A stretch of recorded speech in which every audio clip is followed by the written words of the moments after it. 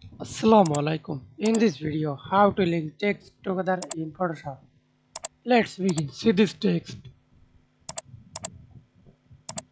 and I already removed this background for duplicate.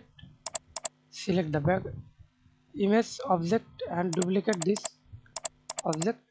Okay, and type text baby. Press Ctrl J for duplicate text and click and drag it down object. Okay, and select the first text. Click effects, blending options, opacity, fill opacity 0 and click the stroke size. Click use stroke color, stroke size inside. Drop shadow.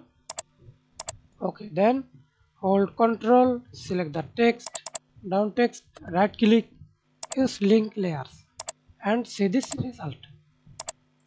See this result. That's it. Thanks for watching video. Please subscribe to my channel, like, comment, share.